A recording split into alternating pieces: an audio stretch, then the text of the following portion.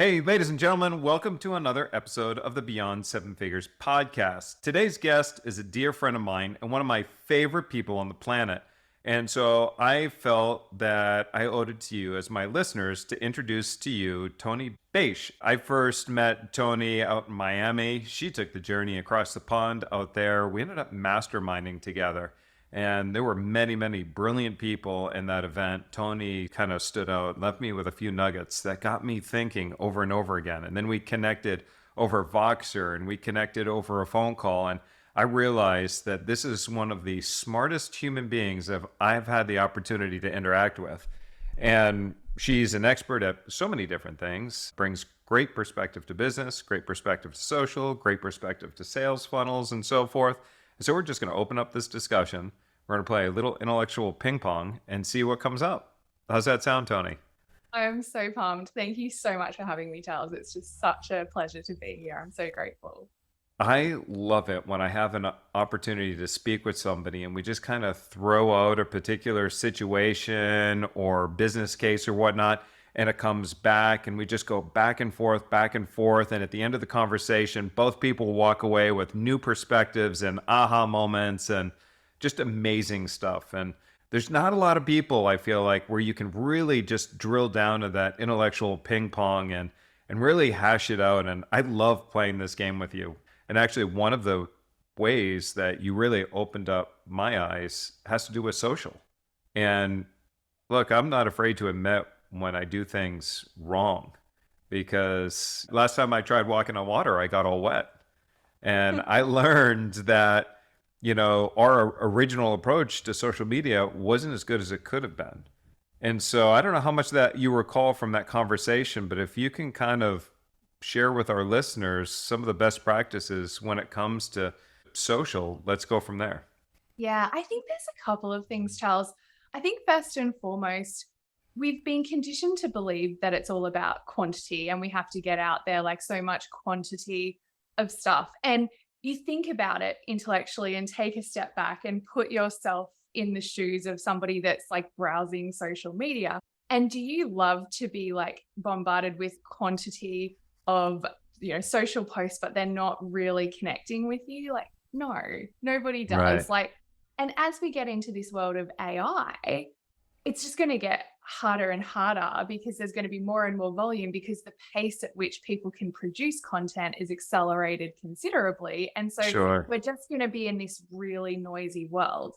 And so we've got to go, okay, I want to get off this content creation treadmill because I don't want to be like a slave to my social media. B, I've got to stand out and be the flamingo in the flock of seagulls, right? Because there's a lot of seagulls out there. And how do I do that? And I think it really comes down to two big things. First and foremost is really authentically connecting with your folks on social. So, really taking a step back from just like putting stuff out there and delegating it to somebody on your team to just like repurpose a whole bunch of stuff. Now, hey, there's no issue with delegation. There's no issue with repurposing, but it's actually taking the time to get that quality stuff out. The second thing is that you don't have to be on this content creation treadmill because in business, you pay with one of two things, time or money, right? And Right. so you can either spend the time creating all of this content or you can spend a little bit of money and actually put some ad spend behind your content that you create and amplify it and get it in front of more eyeballs. And by getting it in front of eyeballs, it's such a smaller expense versus how much your time is worth or someone on your team's time's worth. A lot of this content creation machine came from Gary Vee, right? Gary Vee was the one that said create a minimum of something like 20 pieces of content and just get it out there. But at the same time, it's really unscalable for most people to figure out how am I going to get 20 pieces of content out there. And if you're a small business owner and you're juggling a heck of a lot of balls, getting those 20 pieces of content comes at what expense? Is that really the most important thing that you should be doing right now? And maybe there's something else you should be doing with your time, but how can you still leverage social media and still make the impact that you hope to make with social media? And your approach appears to be far more practical for the small business owner that is already stretched thin with their time to figure out how can I still be everywhere? Absolutely. I can personally remember 7 years ago following Gary and him talking about that strategy. Things have changed. What happened is everyone listened to Gary, and then all Yeah. of a sudden everyone was doing 20 pieces of content a day. And, it's just unsustainable. But the world's changed. We've moved into a much noisier world, and what worked back then doesn't work now. You keep doing the same thing over and over again and expecting a different result. Like, it's the definition of insanity, right? So you've got to Sure. evolve and move within your business as the industry evolves. Like you said, right now, there's still a little bit of a competitive advantage because not enough people are using AI. But in a few months' time, that competitive advantage goes away because content is a commodity when it's just created by a bot. So we're going to be competing for authenticity. But how would you know the difference between content that is authentic and content that is AI generated? How do you know the difference? I mean, personally, I pride myself on being able to create AI stuff that sounds pretty much like me. And I'm a massive fan of automation and AI. And I don't think you can, I mean, look, if people are using AI at a 101 level, it stands out. Like, you can tell from a mile away. Yeah. If people are actually using AI in a sophisticated way, you can't tell. And I'm actually not anti people using AI. But the thing is with AI, it's garbage in, garbage out, right? So if you put garbage in and give it a garbage prompt, don't give it, any information about your voice, your writing style, don't give it any information about your ideal customer, don't give it any of your own unique thoughts and, unique IP to put in there, it's just going to put out another boring generic piece of content. So you can Right. totally leverage AI and get away with it. And, people probably won't be able to tell, but in order to do that work, it's not like, you know, please write me a social media post about imposter syndrome. Like, you have to Right. really do the work to set yourself up with the right prompts, all of the right information to feed in to be able to get good quality out. So we can still use these tools, but I see these tools as like an amplifier and an accelerator, not a replacement. And there's a real formula as well. It's just because, I'm a business person, my audience, if I'm going to make the most out of my social content, as much as we might think that they're following me just because they want business tips and information and strategies and so forth, in order to get them over the line of getting them to know, like, and trust me, I have to be able to be more vulnerable and share personal anecdotes and maybe photos of my family, take them into my life a little bit, be more personal with them. So not all my content should be just business.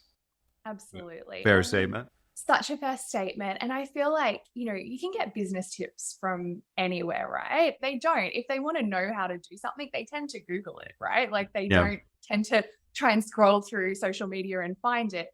And so that's why there's this whole concept of edutainment, where it's like, education, but in an entertaining way. But it kind of went a little bit too far, where we saw the pointing, dancing, But I think that the piece kind of beyond that edutainment that people are looking for, and, I sound like a broken record, but it's that connection. And it's when they get to know you as a person, because there's a lot of like, I know you're the best. I know that you're the best at what you do, but they don't know that. And there's a lot of people out there saying that they're the best. So what differentiates you from one person to the next? You're all going to be saying similar stuff, because it's not about the content. Like, we all teach a lot of the same principles. It all goes back to principles from, hundreds of years ago. But what's different is us. Like, we're the Yeah. secret sauce. So we've got to put more of us out there. And I think the other thing, outside of putting us out there, is, I'm sure you've heard, like, when you're recruiting people, there's like the halo effect, and you've always got to be careful that you don't just hire on your own, because otherwise you'll go and hire a whole bunch of mini Charleses, because you'll look at them and you'll see yourself in them and you're like, I'm awesome, they're going to be awesome. And then you end up with like this whole little army of mini Charleses, which is not great in terms of having, a diversity of thought and diversity of everything inside your business. I remember a long time ago, a mutual, friend of ours, Taki Moore, he was telling this story about another guy. I'm sure you probably know him as well, Jay Alderton. And he talked about how much he hates eyelashes on cars. And he talked about that on his socials. So now he gets literally on a daily basis people texting, messaging him through Instagram, like, oh my gosh, I saw this picture with this car with eyelashes, and they send him a picture and they remember because he talked about this disdain of like cars with eyelashes. And you've got to find that connection point. Like you've got to find things that people remember about you, because it's a busy world out there. You've got to be memorable, and it's all about hearts and minds, right? Marketing's all Sure. about hearts and minds. It doesn't matter how you get into the hearts and minds, but it's all about hearts and minds. One of the stories that I wrote about a little while ago was how I was diagnosed with having one of the worst cases of learning disabilities that the doctor had ever seen before. But the amount of people that then reached out afterwards commenting about them having learning disabilities or their child having learning disabilities, and what it's been like for me and how I've been able to overcome those and so forth. And it's those little bits of vulnerability. I also had a gentleman, his name is Mason. He's the creator behind P90X. And he said, Charlie, like, for example, you specialize in working with 7 and 8 figure businesses, but you don't look like your typical business coach. You show up with a t-shirt, you have, tattoo on your arm, and, you're a little like, you look different than most people expect. So he said, tell me the story about the tattoo on the arm. And so I told him the story about the tattoo, and he's like, oh man, see, and to your point, he's like, you're under leveraging that story. You're under leveraging because that makes you you, and it's a great story, a story of inspiration that other people, would immediately resonate with. And we all have our own little unique story. Whether it's a tattoo or a learning disability, or many people have these stories of accidents, or in some cases trauma, or whatever that might be. Every one of us has got a unique angle that we can leverage. And I think, sharing these unique stories, and I think also don't underestimate, like a lot of the time you're like, oh, well, it's not that special, or, no one wants to hear about that. You would be surprised what people want to hear about, what they want to know about you. And sometimes even the most mundane, boring things in life, you can take such an incredible business lesson. So Right. yes, it's about sharing, vulnerable pieces. Yes, it's about sharing, things that are connection points, but sometimes it's just sharing things that happen in your mundane day-to-day life, but turning your content into story, because story is where you really connect and have Yeah. emotion. And other thing I'll add is I had a client a few months ago, and we were having a similar conversation about her content. Like, she is such a dynamic woman, but her content was so like boring, and it just felt so generic and wasn't hitting the mark. And I said to her, but I know you have all of these incredible stories. Like, you've told me these incredible stories of you transforming whole neighborhoods with, charity stuff, and you writing a book, and you've told me all these amazing stories. And she's like, oh, okay. And then we dug down, and she was scared to tell them, because she was scared that people would judge her for her beliefs, and, people would start to put her in a box, and she might be, a bit polarizing. And I'm like, honey, that's the point. Like, we want to be polarizing. The whole idea of showing up on socials is, yes, to be seen, but it's a Yeah. filter. It's helping us find our people, because if people are following you and they don't align with your beliefs, your values, your messaging, they're not going to be your ideal client. Even if they Yeah. join you, they're not going to stick around. So we want to polarize and start to filter from the outset. So we've got to tell those stories that make us feel a little uncomfortable, or take those stands that make us Sure. feel a little more uncomfortable. It's the only way to do it. Now, you said something earlier in this conversation where you said people pay with either time or money, right? So I want to give credit where credit's due. It was either you who said this to me in an earlier conversation, but it's like when you look at a social post that you make, if your viewer can honestly say that if I paid $1 for this, that I wouldn't be happy, then maybe you have to rethink that post, because they're paying one way or another, time or money. And if it's their time, your ideal prospect likely values their time more than $1. So if they're going to spend time reading or watching a video, and if they had paid $1 and said, man, I would have been disappointed. That's a good litmus test for saying this is probably not the right thing. We use the same litmus test when it comes to our own emails. Before an email is sent out, I'll ask my team, if you receive this and had paid $5 for this email, Would you be upset or would you be happy? And until they're like, if I paid $5, I think I'd be real happy for this, then it's like, okay, go ahead and send it. But if not, people pay with either time or money. You shouldn't be sending the email. Absolutely. Is it like, would it make them smile? And I don't mean like entertainment smile, but just more like, hey, I'm happy to receive this email. And do they look forward to the next email? Or are they like, the whole idea of like newsletters and emails like gives me anxiety, because who on earth ever looks forward to getting a weekly newsletter? No one Oh, cares. right.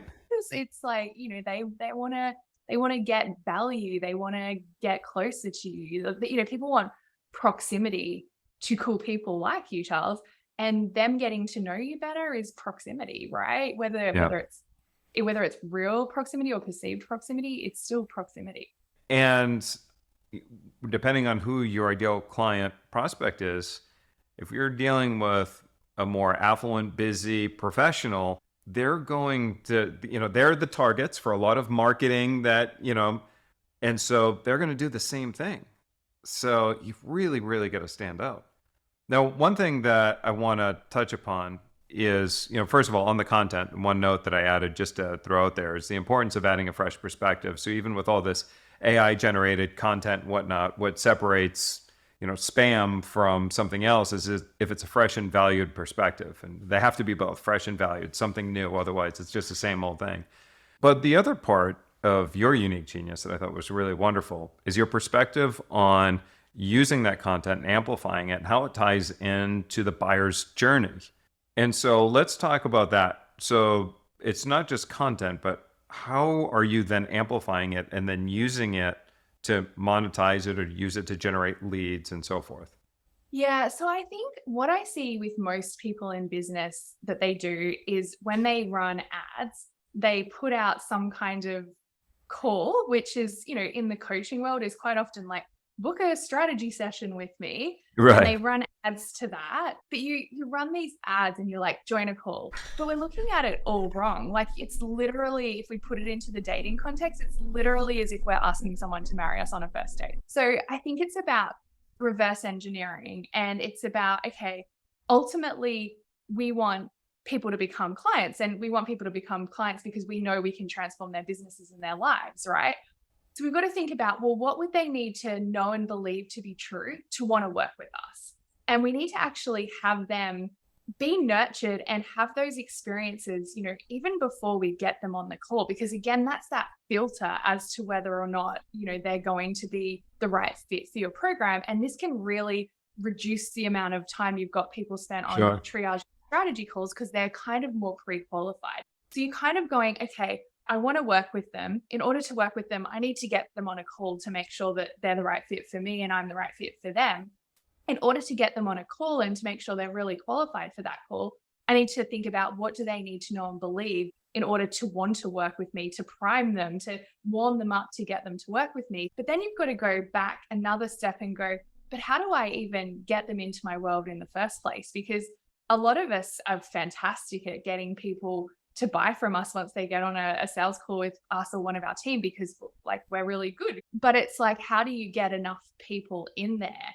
And so then you've got to really look at that top of funnel and go, okay, well, where are people at that point? Like when people first come across me, like where are they at and what's going to really stand out to them and be different and catch their eye so that they continue to consume my content. So it's really that whole waterfall of, bringing people into your world, but let's not create a lot of that. Let's create the really good stuff and then amplify that with ads.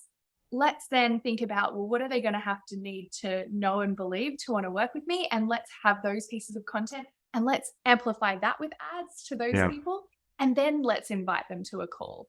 And what you'll see is the conversion ads are so expensive, and that's the join a call. All of the other ads are so cheap. And so you're pre-qualifying and you're actually saving yourself money, getting more qualified people through, and, happy days. But it is that whole customer journey and thinking about them from beginning through to end, every single touch point. I have this book that is usually sitting right next to my desk, so I'm not exactly sure where it is, but it's Breakthrough Advertising. Breakthrough Advertising it's been an out of print book for a while, but it's one of the best, most powerful books that have ever been written.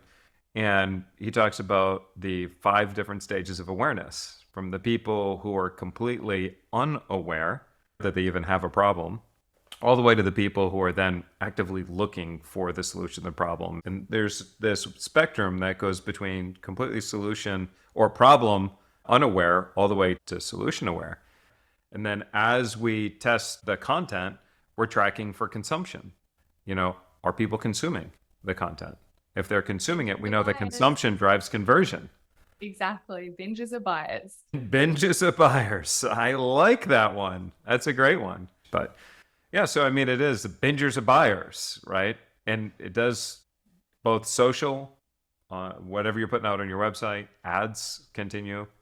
It's And you about made me messaging. think of, yeah, sorry, Charles, you made me think of like a really interesting point when you were talking before around that sort of problem unaware through to solution aware. Yeah. When you think about like best practice sales pages, like pain points, aspirations, promise, like you've got this whole like stretch the gap. You think about webinars, it's the same thing. Like you go through this process and everything kind of follows the same process of, amplify the problems, give them the vision of the future, cast the vision, stretch the gap, offer a promise of a solution, go down into the benefits, go into the features. But none of us do that on social. Like our social media strategies are like, okay, how many videos can I pump out? Yeah. I think we've got to like take a step back and go like, what's the strategy here? Like, what are we doing? Like, what's the point of doing it? Like, it's not just about content out into the world, because yes, people are consuming a lot of your content, but it's got to be strategic content that takes them on that journey. And it's the same journey. It's marketing 101, sales 101. And here's what a lot of people don't know is that if you put out content and your market doesn't see it as valuable and they don't consume it, then the algorithms say, okay, this isn't relevant to you, so we're going to stop showing this content to you.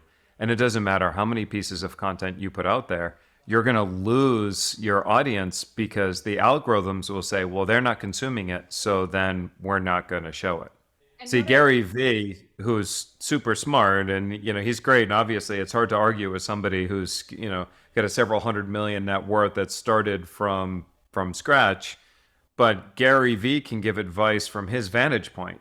And Gary Vee has got that giant fire that he can make all the mistakes that he can make tons of mistakes. And he's still, he's got all this momentum. So we have to look at where people are. They have little red embers, this little flame, a bonfire, campfire, or because it's a different strategy for each level of momentum. 100%.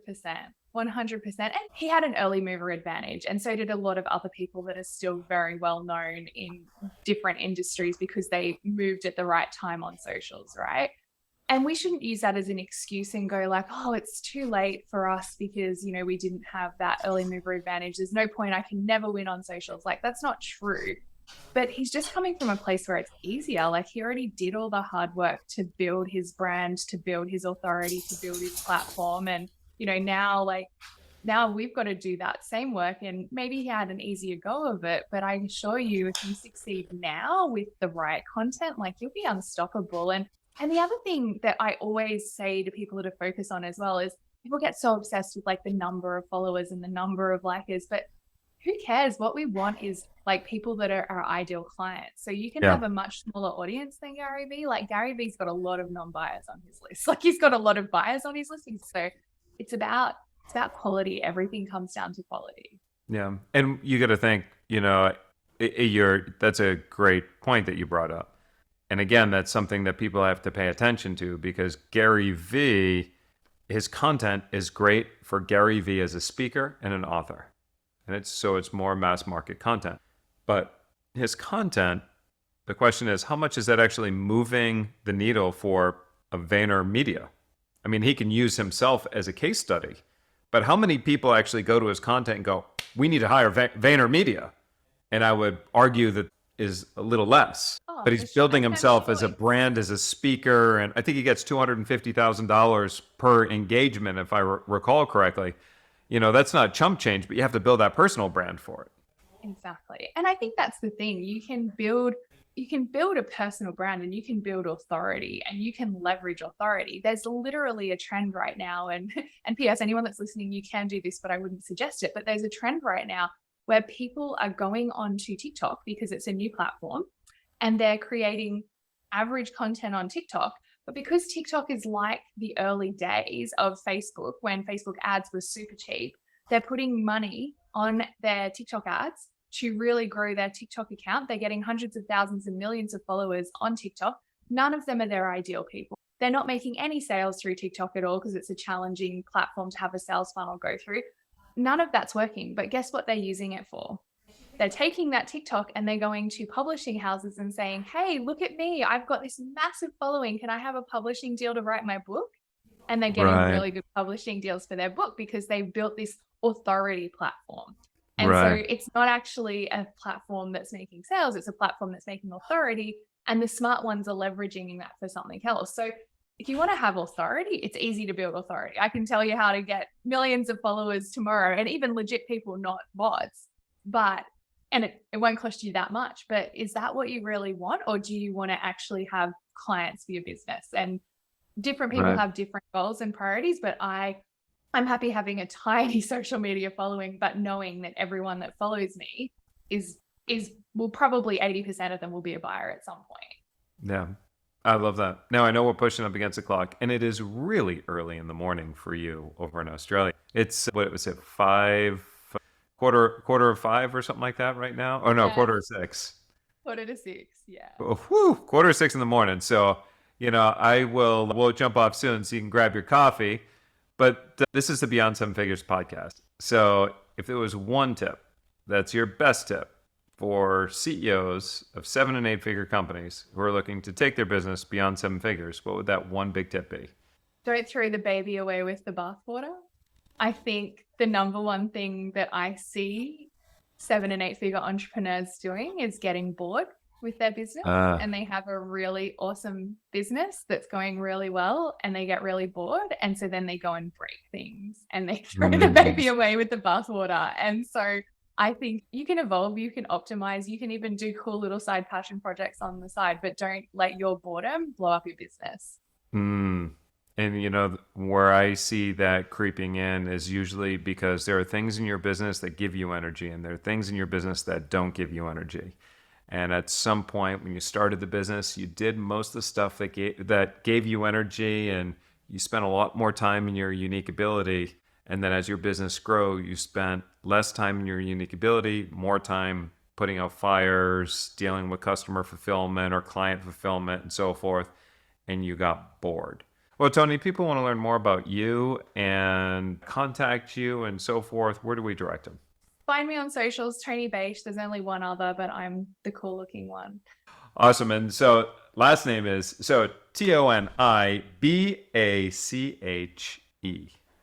Perfect. And find her on socials. Super brilliant. If you're fortunate enough to connect with her, you won't regret it. She's brilliant, brilliant, brilliant. I love every conversation that we have. So Toni, thank you very much for being a guest. And for all those listening, if you're looking for more tips, strategies, and information for taking your companies beyond 7 figures, please remember to check us out over at predictableprofits.com. Again, that's predictableprofits.com. This is Charles Gaudet with my friend Toni Bache, and I will see you in another episode.